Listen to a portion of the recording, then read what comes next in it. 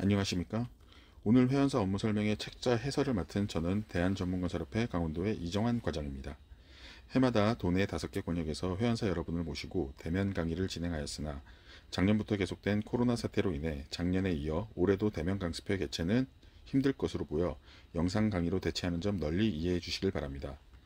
대면 강습회보다는 궁금한 부분에 대한 피드백 등이 다소 부족하겠지만 최대한 자세히 설명하도록 하겠으며 궁금하신 점은 저희 협회로 유선 문의 부탁드리겠습니다.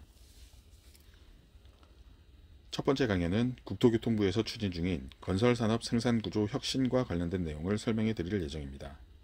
현재 회원사들의 관심은 2021년 1월 1일부터 실시된 전문건설, 종합건설 간 상호시장 진출에만 쏠려 있는데 이 부분은 국토교통부가 장기적으로 추진하고 있는 건설산업 생산구조 혁신의 한 부분일 뿐이고 전체적인 내용은 추진 배경부터 추진 예정되어 있는 변경사항까지 이번 챕터에서 자세히 말씀드리도록 하겠습니다.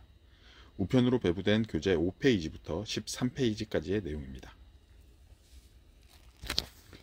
우리나라는 지난 1976년 시공의 전문화, 분업화를 위해 전문건설업 제도를 도입한 이후 관련법으로 종합건설업과 전문건설업의 시공 분야를 엄격하게 구분하고 있었습니다.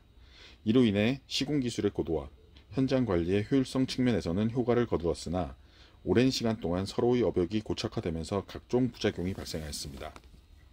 종합건설업의 경우 하도급 관리와 입찰 영업에만 치중하게 되면서 실제 시공 분야에 대한 하도급 의존율이 점점 높아져 직접 시공 능력이 떨어지게 되었으며 이로 인한 페이퍼 컴퍼니가 양산되었습니다.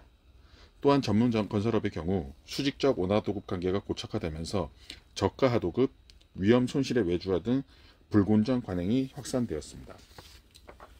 이로 인해 역량 있는 건설업체들의 성장이 불가능하였고 산업 전체의 경쟁력 저하, 성장 동력 상실 등으로 이어져 낙후된 산업 구조를 혁신적으로 체질 개선할 필요성이 대두되었습니다.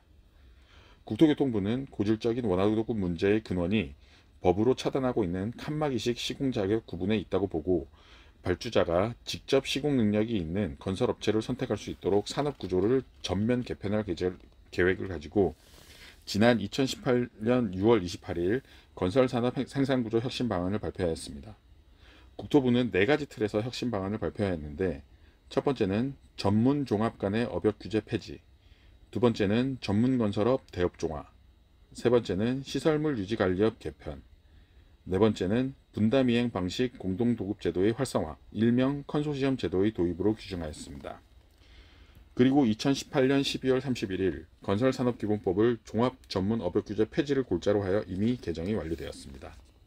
화면의 표를 설명해 드리자면 업역규제 폐지의 경우 잘 아시다시피 공공공사의 경우 올해 1월 1일부터 전면 시행되었고 민간공사의 경우 2022년부터 시행이 됩니다.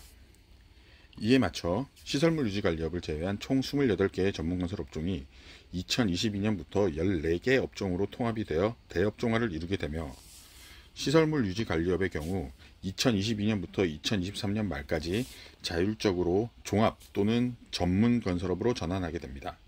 미전환 시 등록이 말소가 되며 전환한 업종에 대한 등록기준 충족은 2026년 말까지 유예됩니다. 2024년부터 상호시장 개방공사의 경우 업체 간 컨소시엄을 이루어 각자의 시공 분야를 분담 이행 방식 공동도급으로 수주가 가능하게 됩니다. 다음 페이지부터는 하나하나 상세하게 설명하도록 하겠습니다. 올해 1월 1일부터 실시된 전문건설업과 종합건설업의 상호시장 진출 허용은 지난 2018년 12월 31일자로 상위 법령이 개정되었고 교재 113페이지에 첨부된 건설공사 발주 세부 기준이 2020년 12월 28일 공표되면서 세부 사항에 대한 내용이 정리되었습니다. 건설산업기본법 제16조의 개정된 내용을 보면 2개 업종 이상으로 구성된 종합공사의 경우 해당 업종을 모두 보유한 전문건설 사업자가 시공할 수 있도록 하였고 주계약자 공동도급제도의 경우 종전 전문건설업은 부계약자 지위만 가졌으나 해당 업종을 모두 보유한 전문건설 사업자는 주계약자의 지위를 가질 수 있도록 되었습니다. 해당 공사의 공종을 공동도급 형태로 컨소시엄을 이루어 공사를 수주할 수 있도록 한 분담이행 방식은 2024년부터 시행될 예정이며 종합건설 사업자가 전문공사를 수주할 경우 공사 예정 금액 2억 원 미만의 전문공사는 2024년까지 진출이 불가능합니다. 다만 이 부분은 당초 국토교통부는 소액공사의 경우 전문건설업체를 보호하기 위해 한시적으로 규정한 것이나 공사 예정 금액은 관급자재가 포함된 금액이라 실질적으로 보호받지 못한다는 전문건설업계의 건의를 수용하여 현재 국토교통부는 건설공사 발주 세부 기준을 개정하여 공사 예정 금액 3억 원 미만이고 관급자재 비율이 3분의 1 이상인 경우 종합건설사업자의 입찰 참여를 제한할 수 있도록 개정하였습니다. 나머지 항목은 개정 전과 동일한 내용입니다. 전문건설 업체가 상호시장 진출이 허용된 종합공사에 진출하는 경우 반드시 입찰 참가 자격에서 규정하는 복수의 전문건설업을 모두 보유하여야 유효한 투찰이 됩니다. 각각의 시공 분야를 나눠서 시공하는 분담이행 방식 공동도급으로 상호시장 진출을 하는 것은 2024년부터 시행될 예정입니다. 또한 상호시장 진출 시 상호 등록기준 충족이 기본 조건이라 전문건설 업체들은 화면의 종합건설업 등록기준 상의 자본금과 기술자를 충족하여야 합니다.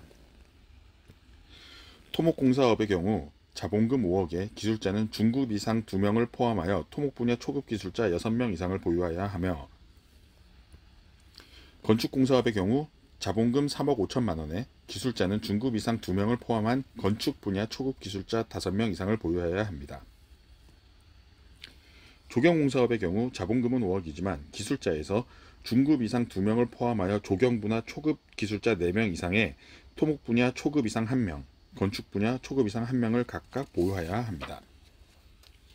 해당 투철에서 1순위가 되면 각각 자본금과 기술자에 대한 등록기준 충족 여부를 확인할 서류를 발주처에 제출하게 되는데, 자본금의 경우 최근 정기 연차 결산 재무제표 또는 재무관리 상태 진단 보고서 를 제출해야 하고, 기술자는 한국건설기술인협회에서 발급한 기술자 보유 증명서를 제출하면 됩니다.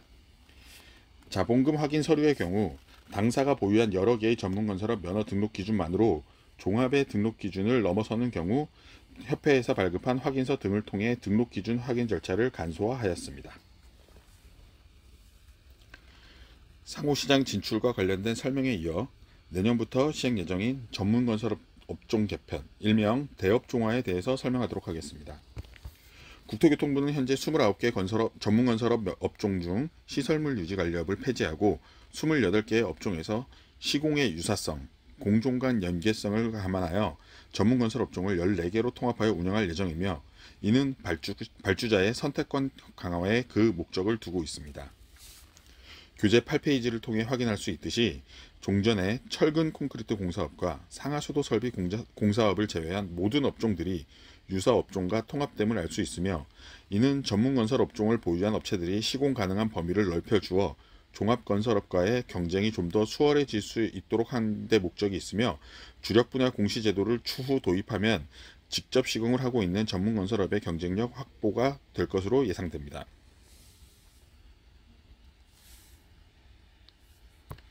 현재 보유하고 계신 업종들은 2022년 대업종화 이후에도 자동적으로 주력 분야로 지정되며, 동일 대업종 내에서 기술자만 추가하면 주력 분야를 추가로 지정할 수 있습니다.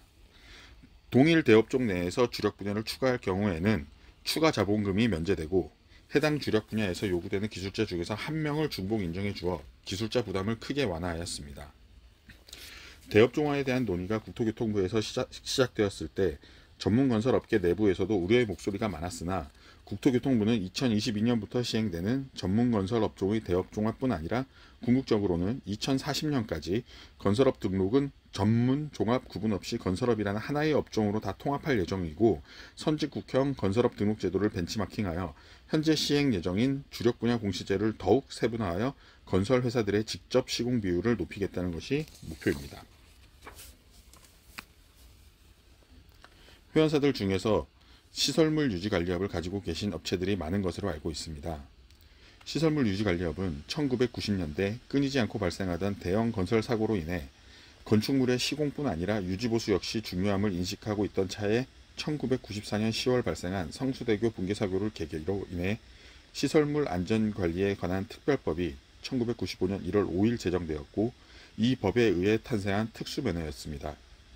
하지만 특별법에서 규정한 건설 시공이 가능한 면허가 건설산업기본법의 적용을 받지 않다 보니 도급 규제나 시공 과정에 있어 법 적용을 받지 않아 수많은 부조리를 낳았고, 이러한 이유로 국토교통부는 시설물 유지관리업을 건설산업기본법에 포함시켰습니다.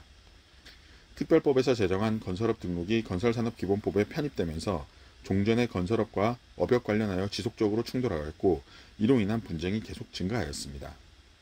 이에 국토교통부는 상호시장 진출 및 업역 폐지에 따라 각종 유지관리공사의 모든 건설업종이 참여가 가능해지면서 유명무실화된 시설물 유지관리업을 폐지하는 방안으로 결정하였습니다. 폐지로 인해 기존의 시설물 유지관리업체의 피해를 예방하기 위해 본법 개정안이 발표되기 전인 2020년 9월 16일 이전에 등록한 시설물 유지관리업체는 2023년 말까지 전문건설 대업종 3개 또는 종합건설업으로 전환이 가능하도록 하였습니다. 다음으로 전문건설업 컨소시엄 구성 허용에 대해 설명하겠습니다. 상호시장 진출 시 현재는 해당 공사를 구성하는 전문건설업 등록을 모두 보유한 업체만 투철이 가능하도록 되어 있으나 2024년도부터는 상호시장 진출 시 등록 보완을 위해 분담 이행 방식으로 공동도급이 허용될 예정입니다. 종합공사를 구성하는 업종을 복수의 전문건설업체가 참여하여 입찰 참가 자격을 충족할 수 있으며 해당 공종의 시공을 분담하여 수행하는 방식입니다. 세부 운용 방법은 추후 국토교통부에서 공포할 예정입니다. 다음으로 건설공사 발주 세부 기준에 대해 설명해 드리도록 하겠습니다. 국토교통부는 발주처가 건설공사를 적정한 공종을 선택하여 발주할 수 있도록 건설공사 발주 세부 기준을 고시하고 있습니다. 전문은 교재 113페이지에 첨부하였고 주요 내용만 간략하게 설명해 드리도록 하겠습니다. 발주처는 공사 설계 시 먼저 주된 공사와 부대 공사를 구분한 후 주된 공사 내역의 종합적인 계획, 관리, 조정 여부를 확인하여 종합공사 또는 전문공사로 발주하여야 합니다. 이때 주된 공사와 부대 공사를 나눌 때 부대 공사의 범위가 고시에 명시되어 있습니다. 첫 번째로 주된 공사를 시공하기 위하여 또는 시공함으로 인해 필요하게 되는 종된 공사를 부대 공사라고 합니다. 이때 종된 공사의 세부적인 정의는 다음 페이지에서 추가 설명하겠습니다. 두 번째로 2종 이상의 전문 공사가 복합된 공사로서 공사 예정 금액이 3억 원 미만이고 주된 전문 공사의 공사 예정 금액이 전체 공사 예정 금액의 2분의 1 이상인 경우 그 나머지 부분을 부대 공사로 인정합니다.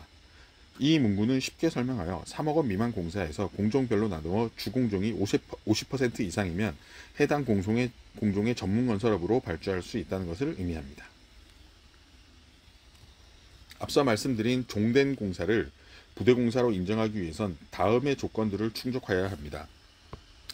먼저 주된 공사와 부대 공사의 공사 종류 간의 종속성 및 연계성이 인정되어야 하고 건설공사의 업종별 업무 내용 및 시공 기술의 난이도 등을 고려할 때 주된 공사의 건설사업자가 시공할 수 있고 주된 공사의 건설사업자가 부대 공사를 시공하더라도 공사의 품질이나 안정에 지장을 초래하지 않아야 합니다. 이와 같이 부대 공사를 정의하는 기준을 발주처에서 오해하고 잘못 발주되는 경우는 협회에서 적극적으로 대응하며 시정 발주를 하고 있으며 회원사 여러분께서도 본 내용을 숙지하고 계시면 협회에서 미처 확인하지 못한 공사에 대해서도 적극 대응할 수 있을 것입니다.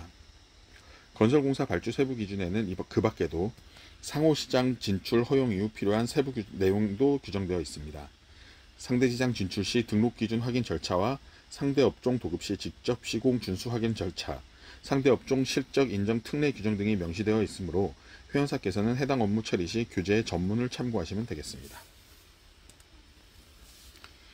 상호시장 진출 공사와 관련하여 건설공사 발주 세부 기준에서는 2020년까지 실적은 특례 규정을 따르도록 되어 있어 전문건설의 경우 관련 분야 실적 전부를, 종합건설의 경우 분류표에 의해 나눠진 실적의 3분의 2를 인정받고 있지만 2021년 이후의 상호시장 실적의 경우는 그 인정 기준이 조금 다릅니다.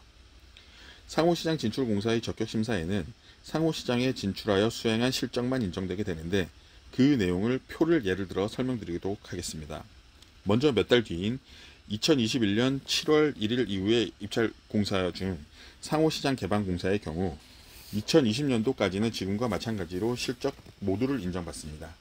하지만 지방계약법 10억 이하의 공사에서 확정전 실적을 적격심사에 포함해주는 제도를 활용하려고 하면 2021년 1월 1일부터 입찰 공고일까지 준공된 실적을 제출하게 되는데, 이때 상호시장에 진출하여 수행한 실적, 즉 종합업자는 전문건설공사를 수주하여 준공한 실적, 반대로 전문업자는 종합건설공사를 수주하여 준공한 실적만 인정하도록 되어 있습니다. 이는 2022년, 2023년 7월이 도래하게 되면 표에서 보시는 바와 같이 점차 상호 실적만으로 적격심사를 실시하는 폭이 커지고, 2024년 7월 1일 이후에는 지자체 공사의 경우는 상호시장 개방공사의 경우 적격심사를 상호시장 수행공사 실적으로만 하도록 되어 있습니다. 꾸준히 상호시장 실적을 쌓아나가지 못하는 경우 실적평가를 하지 않는 수의계약 공사를 제외하고는 점점 투찰이 힘들어지는 구조인 것입니다. 이와 같이 상호시장 진출 실적을 통한 적격심사 제도로 인해 지금 당장 올해는 무조건적으로 투찰이 이루어지고 있지만, 추후 상호 실적을 만들어내지 못한 건설업체들은 상호시장 진출을 제한하는 도구가 될 것으로 판단됩니다. 이번 페이지에서는 상호시장 진출 공사의 적격심사 시 전문건설업의 시공경험 평가 방법을 설명하도록 하겠습니다. 종합공사에 진출하는 전문건설업의 경우 시공경험 평가 방법은 평가 대상 업종의 종합공사에 해당되는 최근 5년간의 실적을 가지고 평가를 하게 됩니다. 평가 구간은 크게 10억 원 이상 공사와 10억 원 미만 공사 두 가지로 나뉘며 각각의 평가 방법을 설명하도록 하겠습니다. 우선 10억 원 이상 공사의 전문 공정별 평가 방법은 공동이행 방식 시공경험 평가 방법과 동일합니다. 다만 전문 업종별 구성 비율에 따른 배점 구분 후 업종 간 점수 보완은 불가능합니다. 별표의 예시를 보면서 설명하겠습니다. 이 공사는 추정 가격이 20억 원이고 토공이 40%인 8억, 철콘이 60%인 12억으로 각각 구성된 공사로 가정하였습니다. 해당 공사의 시공경험 적격심사 배점은 15점입니다. 표에는 산식을 직접 기재하였으나 쉽게 설명하여 총점 15점 중 40%인 6점이 토공의 배점이고 60%인 9점이 철콘의 만점 배점이 되는 것입니다. 배점 구분이 완료되었으면 토공과 철콘의 실적을 공사 금액 대비 각각의 비율을 통한 점수 산정이 되고, 이를 합산한 점수가 업체의 시공경험 점수가 되는 것입니다. 예시에 있는 표의 공사는 토공이 8억 원 이상, 철콘이 12억 원 이상의 실적이 있으면 만점이 나오는 것입니다. 앞서 말씀드린 바와 같이 업종 간 점수 보완은 불가능하므로 각각의 모든 공종의 실적을 충족해야 시공경험 평가에서 만점이 가능합니다. 다음은 10억 원 미만 공사를 설명하도록 하겠습니다. 10억 원 미만 공사의 경우 종합공사를 구성하는 전문 업종별 전체 실적을 단순 합산 평가하여 시공평가하게 됩니다. 다만 여기서 조건이 있는데, 전문 업종별 추정가격 대비 업체의 실적 최소 비율이 있습니다. 국가계약법은 20%, 지방계약법은 10%의 업종별 실적 조건을 충족해야 만점을 받을 수 있는 구조입니다. 최소 비율을 맞추지 못한 업체의 경우 단순 합산이 아닌 10억 원 이상 공사에서 활용되는 구성 비율 평가 방법을 활용하게 되고, 이렇게 되면 감점으로 인해 낙찰이 힘들어지시게 되는 구조입니다. 별표의 표를 보면서 설명해 드리도록 하겠습니다. 해당 공사는 공사 추정 금액이 5억 원이고 토공이 60%인 3억, 철콘이 40%인 2억으로 구성된 공사입니다. 시공경험 적격심사 배점은 10점이고 시공경험 만점이 추정금액 대비 2분의 1이라고 가정했을 때 만점을 받기 위해서는 우리 업체의 토공과 철콘의 실적의 합이 2억 5천만 원 이상이 있어야 합니다. 여기서 주의할 점은 앞서 언급드린 최소 실적 비율입니다. 해당 공사를 국가계약법에 따를 경우 합산 전 토공은 최소 6천만 원, 철콘은 4천만 원 이상의 실적이 있어야만 합산 계산을 합니다. 지방계약법은 그 비율이 좀 더 낮아 토공은 3천만 원, 철콘은 2천만 원 이상의 실적이 있으면 합산 계산을 하도록 되어 있습니다.